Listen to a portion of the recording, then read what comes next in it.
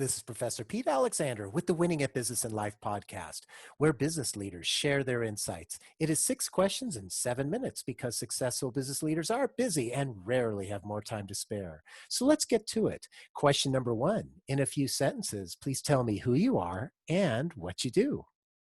Hello, Pete. It's a pleasure to be with you today. It's so awesome to see you as always. My name is Candice Imwalle, and I'm currently a sales director for a molecular diagnostics company. I also write children's books in partnership with my children to teach other children how to eat healthy and prepare themselves for a lifetime of good health and happiness. Candice, it's so great to have you on the show. Question number two, what's the best thing about working in your industry? The best thing about working in my industry, the company I work for really focuses on improving patient care and giving them answers to diagnostic questions that they have relative to their health. So it's really exciting to work for a company that really cares about the patient and helping them come up with a solution to their ailment. What I really enjoy about writing children's books is I really feel like I'm making a difference in children's lives as well as parents' lives. It's really difficult to teach children how to eat healthy, and any book that kind of carry that message is really beneficial. So I would say both sides of my professional life are focused on improving things for people, and I really enjoy that, and I'm passionate about it. Oh, I can hear it in your voice, and it's so neat to see that you're making a difference on both sides of your professional life. It's great. Question number three. I have a book with all the answers for business. What chapter would you think most companies should read? Well, I think most companies need to read the chapter on emotional intelligence. I think it's crucial that corporations engrave that into their culture, because if you don't have emotional intelligence, there's a domino effect of negative things that can occur. You have retention issues, you have attitude issues, you have people that aren't fully engaged in the job. And I think if you have emotional intelligence, assuming good intent, positive intent for fellow employees, I think you're always going to have a very satisfied corporate culture.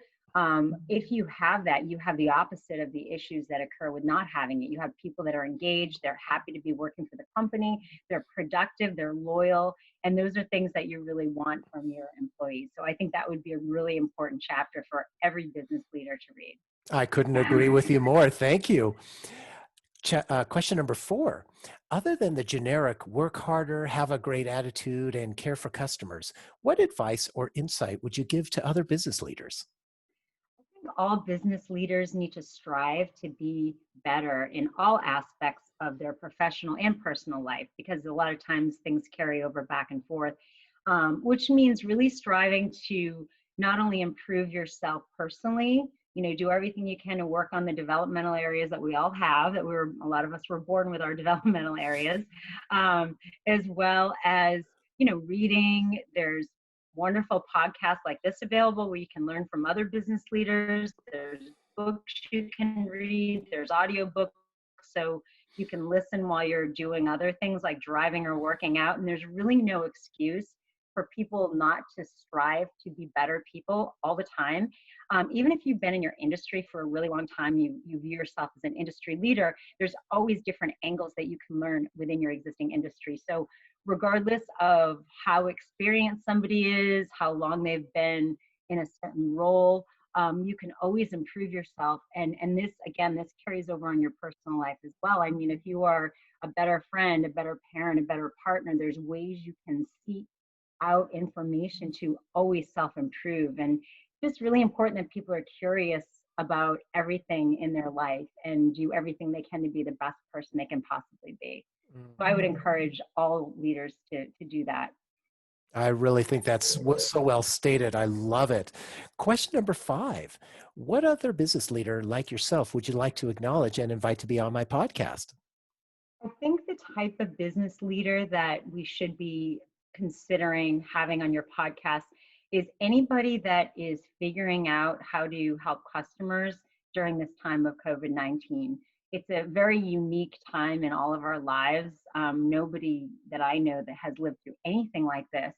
And people are fearful, and people are fearful for their jobs. They're fearful for their health. There's a lot of things that people are fearful for, and that's jeopardizing business. That's hurting business. That's creating scenarios where customers aren't willing to meet with vendors or meet with companies. And so if you find any leaders that have figured out a way to navigate this new normal effectively, where we're exercising empathy for other people's positions and fear while also being effective from a business perspective, I think that would be highly valuable to business leaders. I couldn't agree with you more. Thank you for that. And our final question, question number 6, please tell me about your first job. Oh gosh, my first job was absolutely my favorite job that I've ever had. So I worked in an ice cream parlor when I was 14 years old in my town. And, summertime, I grew up in Massachusetts. So summertime, everybody was just constantly outside, constantly, getting ice cream, doing things outdoors. And we always had a huge line of customers that wrapped around the building. It was a ice cream parlor that was half inside, half outside. And it was so much fun having access to any flavor of ice cream, abundant amounts of hot fudge and whipped cream and nuts and cherries. It was such a wonderful summer.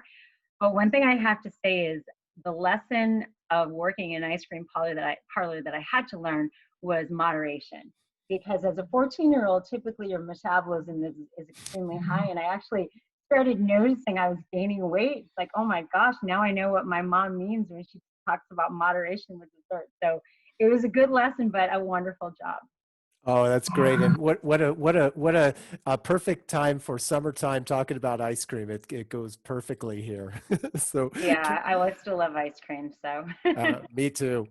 Candice, so thank you so much for being on the show. How can people find you?